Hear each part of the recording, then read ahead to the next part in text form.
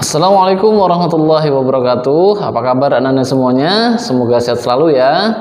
Dan tetap semangat mendengarkan cerita Ustadz. Nah, jadi sekarang kita masuk ke Thaqafah Sirah. Cerita lagi kita ya. Insya Allah kita akan membahas, kalau kemarin sudah Nusaibah binti Ka'ab, sekarang kita akan membahas sahabat yang lainnya. Kalau kemarin sudah yang sahabat yang akhwat, sekarang sahabat yang ikhwan. Hehe.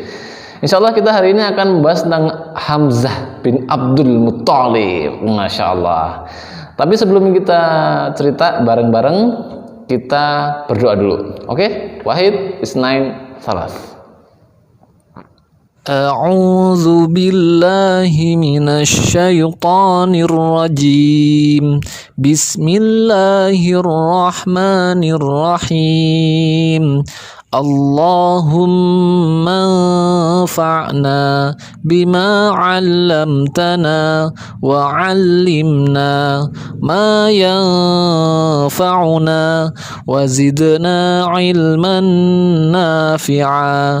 Rabbi zidna 'ilma warzuqna fahma birahmatika ya arhamar rahimin.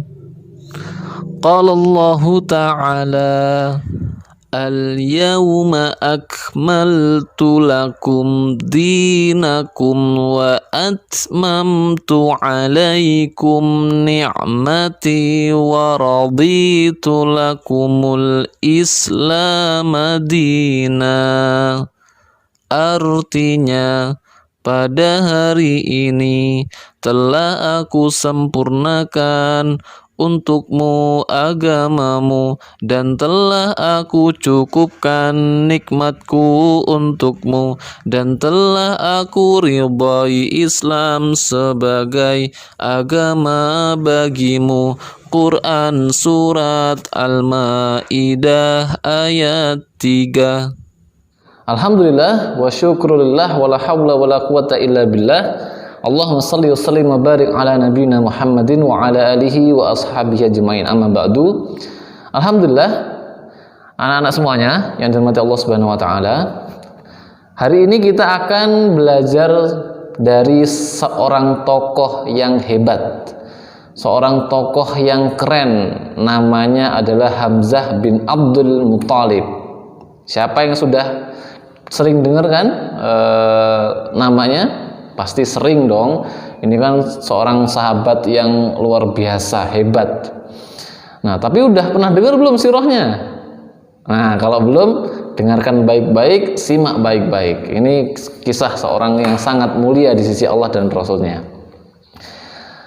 Abdul Muttalib adalah kakeknya Rasulullah. Ingat ya, Abdul Muttalib adalah kakeknya Rasulullah. Ayahnya Rasulullah bernama Abdullah bin Abdul Muttalib. Dan ayahnya Rasulullah itu punya 15 saudara yang lain. Ada 10 laki-laki anaknya Abdul Muttalib dan 6 perempuan. Jadi anaknya Abdul Muttalib itu ada 16 totalnya. Ada 10 yang laki-laki. Salah satunya yang sering kita dengar adalah Abu Thalib. Nah, itu kan Abu Thalib kan pamannya Rasulullah juga. Tapi ada satu lagi paman Rasulullah yang juga terkenal bahkan masuk Islam ya, yaitu namanya Hamzah bin Abdul Muttalib. Hamzah bin Abdul Muttalib ini lahirnya nggak lama dari Rasulullah. Jadi duluan Hamzah lahirnya, tapi nggak lama. Jadi walaupun paman sama keponakan, tapi lahirnya hampir berbarengan. Sekitar bedanya ada yang mengatakan beda 2 tahun saja. Jadi beliau itu pamannya Rasulullah, tapi sekaligus saudara sepersusuannya Rasulullah. Kenapa? Karena Hamzah pernah disusui oleh Thuwaibah, dan juga Rasulullah juga pernah disusui oleh Thuwaibah. Thuwaibah itu siapa? Thuwaibah itu budaknya Abu Lahab. Abu Lahab itu siapa? Abu Lahab itu juga pamannya Rasulullah. Jadi pamannya Rasulullah itu yang menemui Rasulullah ketika Rasulullah sudah menjadi nabi itu ada 4. 2 masuk Islam, 2 tetap dalam kekafiran. Yang masuk Islam adalah Hamzah bin Abdul Muttalib dan Abbas bin Abdul Muttalib. yang tetap dalam kekafiran adalah Abu Thalib dan Abu Lahab. Abu Lahab ini nama aslinya adalah Abdul Aziz. Disebut sebagai Abu Lahab karena turun di surah Al-Lahab ya. Nah, baca surahnya. Nah, mereka berdua adalah anak-anak atau balita yang ketika masih kecil itu disusui oleh Thuwaibah. Otomatis mereka juga selain sebagai paman dan keponakan, tapi juga sebagai saudara sepersusuan. Ini adalah Hamzah dengan Nabi Muhammad. Dan umurnya pun nggak terlalu jauh ya. Hamzah itu tumbuh dengan badan yang besar, yang kuat, yang gagah begitu. Dan orangnya adalah orang yang sangat cerdas ya, termasuk orang yang cerdas dan kulitnya putih. Pokoknya keren banget lah, badannya itu udah gede, besar, ya gede ya besar sama aja ya. Udah besar, gagah, kuat gitu, badannya putih, ganteng luar biasa. Udah pokoknya sempurna banget lah dari sisi fisiknya itu. Belum lagi otaknya juga cerdas. Wah, keren banget. Terbukti dari mana? Jadi kalau kita membaca sirahnya Hamzah, maka kita akan menemukan kisah bagaimana Hamzah itu sering berburu ketika masih muda. Berburu di padang pasir. Nah, karena Mekah kan padang pasir.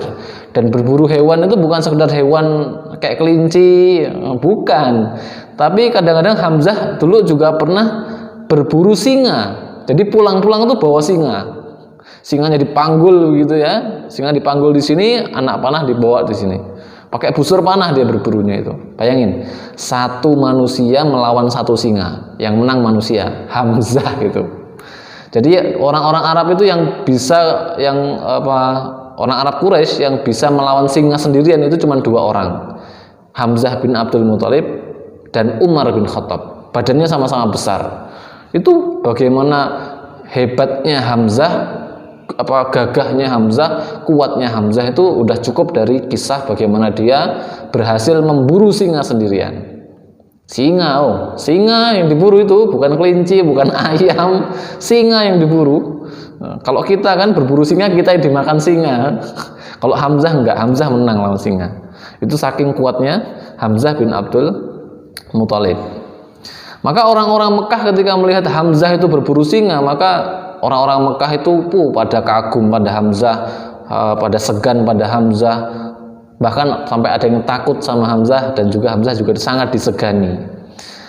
Hamzah yang juga laki-laki, kemudian dia juga menikah ya. Hamzah itu istrinya 3. Hamzah istrinya 3 dan punya anak, salah satu nama anaknya adalah Umarah. Maka nama kunyahnya Hamzah adalah Abu Umarah. Maka kalau ada nanti ada nama Hai Abu Umarah, itu maksudnya adalah namanya Hamzah. Jadi nama julukannya adalah Abu Umarah. Persis seperti Ummu Imarah. Ummu Imarah kan Nusaibah kemarin ya. Kalau ini Abu Umarah, Hamzah bin Abdul Muthalib. Nah, sebelum Rasulullah diutus sebagai nabi, Hamzah itu udah kenal deket sama Nabi. Orang umurnya nggak jauh dan tinggal bareng, masih keluarga juga. Kemudian Hamzah juga tahu bagaimana akhlaknya Rasulullah ketika belum jadi nabi aja udah Al-Amin, yang sangat jujur, akhlaknya baik, luar biasa, keren Nabi Muhammad. Maka mereka berdua itu merupakan keluarga yang juga akrab, keluarga yang saling mendukung, yang sudah saling kenal lama. Sampai kemudian Nabi diutus sampai kemudian Muhammad diutus sebagai Nabi. Maka dia juga nggak ada masalah dengan Muhammad. Muhammad pasti bukan pembohong, tapi dia belum masuk Islam. Tapi dia suka kalau ada yang lagi baca Quran begitu, ya dia dengerin. Dia nggak menyuruh untuk berhenti, tapi dia dengerin dan dia suka. Tapi belum masuk Islam. Tapi kalau ada yang berani menghina, mencela Muhammad di hadapan Hamzah, selesai orang itu, habis itu. Hamzah pasti marah dan membela Muhammad. Jadi sebelum masuk Islam pun Hamzah juga sudah membela keponakannya, membela Muhammad Shallallahu Alaihi Wasallam.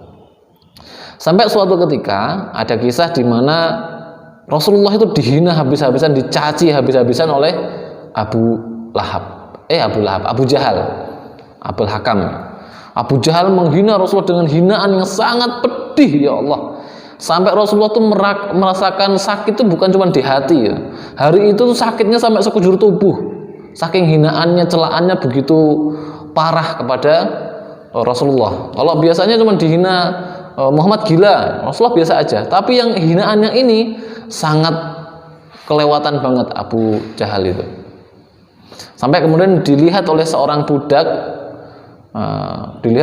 budaknya budak perempuan ya. Kemudian dilihat budak itu mengatakan jangan wahai orang-orang Quraisy, jangan begitukan Muhammad. Tapi namanya budak nggak didengerin sama pemimpin Quraisy.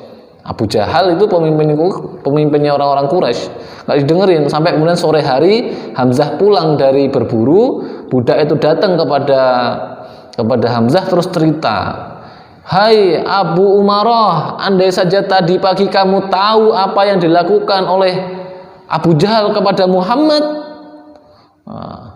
dia telah mencaci maki, menyakiti keponakanmu, hingga akhirnya dia mengalami luka di sekujur tubuhnya. Maksudnya sakit hatinya itu sampai sekujur tubuhnya merasakan, saking parahnya. Diceritakan semua bagaimana hinaan-hinaan itu kepada Rasulullah. Langsunglah, namanya Hamzah, keponakannya dihina nggak terima kan gitu. Dia diam sejenak, tundukin kepala, terus langsung datang ke Ka'bah, di mana para pemimpin Quraisy lagi kumpul bareng di sana, berharap ada Abu Jahal di sana. Bener, sampai sana Abu Jahal ada dan beberapa pemimpin Quraisy juga ada. Wah, si Hamzah itu bawa busur kan, bawa busur, kemudian mendekat dengan tenang, pelan, deket sampai udah deket banget sama Abu Jahal, langsung pakai busur dipentung, dipukulkan ke Abu Jahal. Dak, sampai jatuh tersungkur, dipukul terus, wah keras betul mukulnya itu, sampai berdarah-darah, tersungkur berdarah-darah dahinya. Hamzah mengatakan, mengapa kamu memaki dan mencederai Muhammad padahal aku telah menganut agamanya dan meyakini apa yang dikatakannya. Kata Hamzah. Itu dengerin kalimatnya Hamzah, orang-orang Quraisy, petinggi-petinggi Quraisy itu pada terpesona, pada diem, pada kaget. Langsung begitu. Kenapa? Karena Hamzah itu ternyata masuk Islam. Saat itulah memang masa-masa Hamzah itu masuk Islam, saat di situ. Terus kata Hamzah, sekarang coba ulangi makian dan celaan kepada Muhammad kalau om berani. Wah, semua petinggi Quraisy kaget, tercengang melihat kata-kata Hamzah dan mengetahui Hamzah meyakini ajarannya Muhammad. Saat kemudian beberapa orang bangkit, orang-orang yang di sekitar Ka'bah bangkit ingin menolong Abu Jahal dan ingin melawan Hamzah. Tapi kata Abu Jahal, dia mengakui kesalahannya. Biarkanlah Abu Umarah melampiaskan amarahnya kepadaku, karena tadi pagi aku telah memaki dan mencerca keponakannya dengan kata-kata yang tidak pantas. Ini adalah kisah di mana Hamzah masuk Islam. Sejak saat itu nggak ada yang berani nyentuh Nabiullah Muhammad, nggak ada yang berani ganggu lagi. Karena kenapa? Kalau ada yang berani ganggu Nabi Muhammad, Hamzah di depannya, Hamzah yang akan jagain. Padahal semua orang Quraisy itu takut sama Hamzah. Abu Jahal, pemimpin Quraisy, berani digituin sampai jatuh tersungkur berdarah-darah. Apalagi sekedar orang Quraisy biasa yang ingin menghina Nabi Muhammad, nggak ada yang berani, nggak ada yang berani. Makanya sejak saat itulah Hamzah itu benar-benar membela Nabi Muhammad dalam dakwahnya. Sebelum masuk Islam aja sudah membela, apalagi ini sudah masuk Islam, pasti sangat membela. Itu kehebatan Hamzah bin Abdul Muthalib. Tapi orang-orang Quraisy tahu, yang dibela Hamzah itu Muhammad saja. Tapi kalau nanti ada orang Muslim yang lemah, terus kemudian kita ganggu, nggak akan bisa dia membela. Dia siapa kan gitu. Makanya orang-orang Quraisy itu mikir, nah kita nggak punya jalan lagi untuk mengganggu Muhammad, karena Muhammad dijaga oleh Hamzah. kita ganggu saja muslim-muslim yang lemah, maka dari saat itulah orang-orang muslim yang lemah seperti budak-budak yang masuk Islam itu disiksa dengan siksaan yang lebih parah lagi. Karena memang sebelum itu juga sudah parah siksaannya kan, tapi mereka melampiaskan amarah mereka kepada budak-budak yang sudah masuk Islam atau orang-orang lemah yang sudah masuk Islam. Jadi sampai seperti itu. Nah, dari kisah-kisah ini, dari kisah yang kita bacakan ini masih kisah awal ya, mengenal sosok Hamzah dan masuk Islamnya Hamzah, Mas ya.